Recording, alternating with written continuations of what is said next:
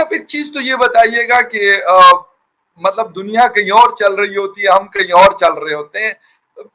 ٹھیک ہے، میں یہ نہیں کہتا کہ وار آن ٹیرر ہم نے نہیں لڑی یا مسئلے مسائل نہیں ہوئے، ہماری غلط پالیسیوں کا نتیجہ تھا ہے اور شاید ابھی بھی رہے گا، لیکن کچھ ہم سیکھیں گے، کچھ ہم سنبھلیں گے.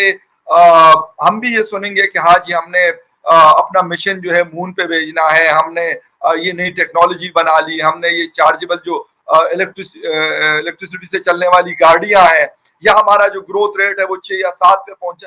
اس طرح کی باتیں کہیں آپ کو نظر آتی ہے کہ ہم بھی سنیں گے، یا یہی ہوگا کہ آج 3 حملے ہو گئے، آج 4 ہو گئے، آج 50 لوگ مر گئے، آج 100 لوگ مر گئے، یا یہی چلتا رہے؟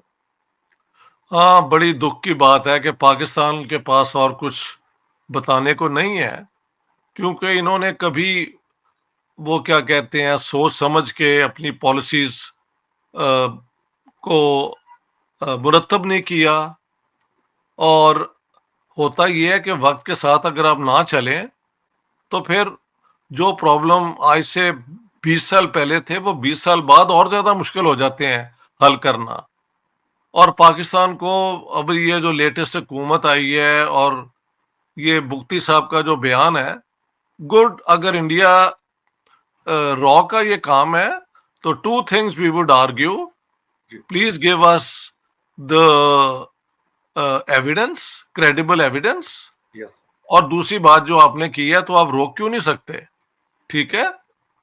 اور یہی محل ایک مناسب طریقہ ہے، کیونکہ الزام لگانا اور جب تک اس کا پروف نہ دیا جائے تو دونوں میں فرق ہے نا.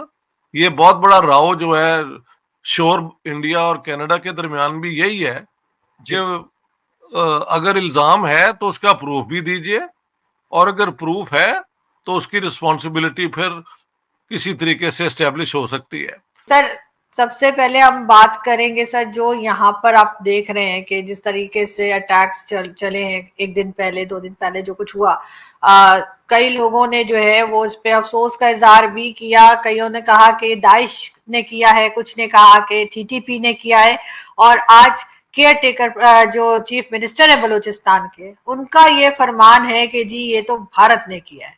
یعنی پوری کہانی گھوم پھر کر، جبکہ داعش والے کہہ رہے ہیں انہوں نے کیا ہے. ٹی ٹی پی کا اٹیک تو آپ کو پتہ ہے کے پی کے میں ٹی ٹی پی نہیں کیا، البتہ بلوچستان کا انہوں نے انکار کیا ہے تحریک طالبان پاکستان نے. لیکن یہ گھوم پھر کے سارے ہمیشہ بھارت کیوں پہنچ جاتی ہے ہماری گورنمنٹ ہو چاہے کوئی سی بھی گورنمنٹ ہو؟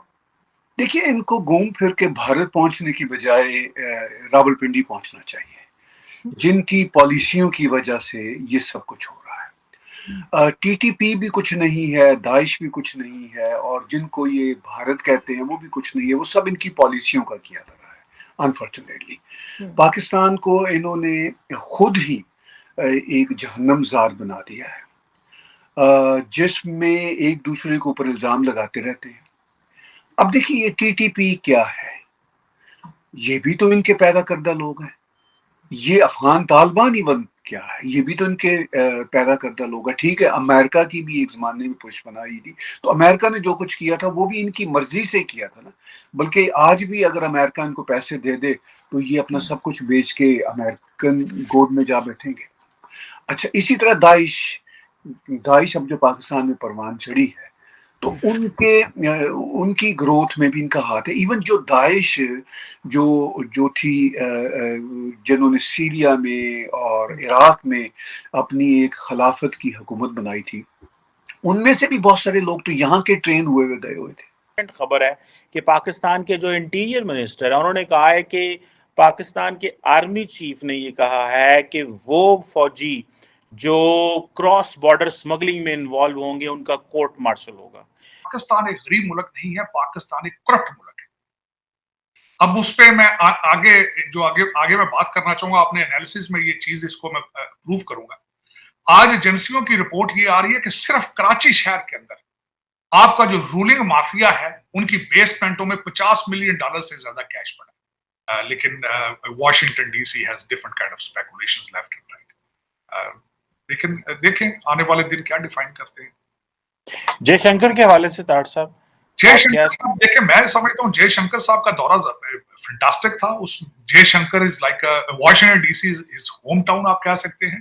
क्योंकि यहाँ पे वो DCM रहे, डिप्टी चीफ मिशन रहे, एम्बेसडर रहे, उनके रिलेशनशिप हैं। यहाँ पे वो मिले टोनी बिल्कन से, दूसरे NSA से मिले, फिर वो ट्रेड रिप्रेजेंटेटिव से मिले, हडसन इंस्टीट्यूट गए, वो काउंसिल ऑन फॉरेन अफेयर्स गए, फिर उन्होंने कल एम्बेसी के अंदर उन्होंने 2 इवेंट थे, उन्होंने डायस्पोरा कुछ 100-200 बंदा था जो डायस्पोरा से मिले, फिर उसके बाद उन्होंने कल एम्बेसी में कल एक प्रेस कॉन्फ्रेंस की, तो उनका, और फिर उन्होंने एक लंच किया, एक मीटिंग की जिसमें बहुत ज्यादा थिंक टैंक्स जो थे जिनको बुला के तो सबको मिले।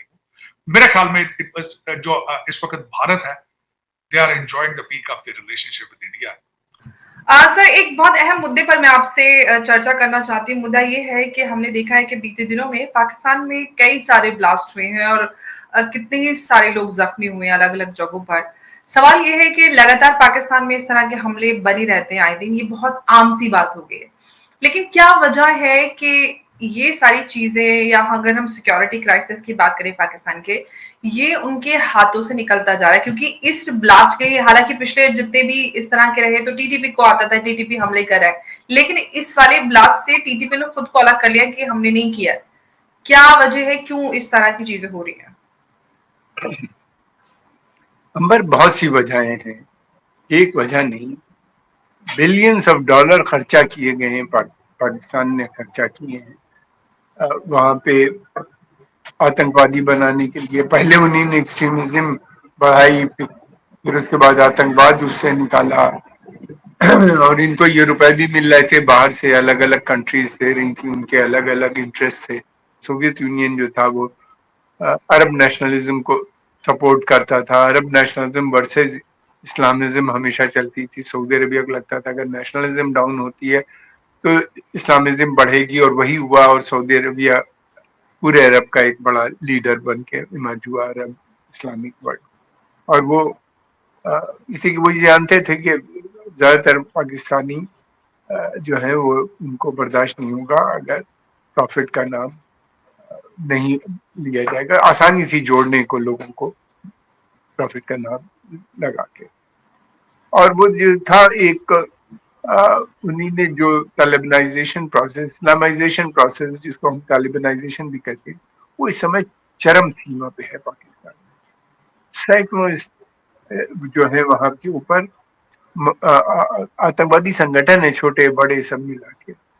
फिर उसके अलावा ये हजारों मदरसे खोले गए उस पीरियड से लेके अब तक खुल रहे, जिनको फंडिंग बाहर से भी आती थी। लोकल भी वो गांव गांव जाके गेहूं चावल सब कलेक्ट करते थे। तो पूरी कम्युनिटी में एक्सट्रीमिस्ट व्यूज को प्रमोट किया गया।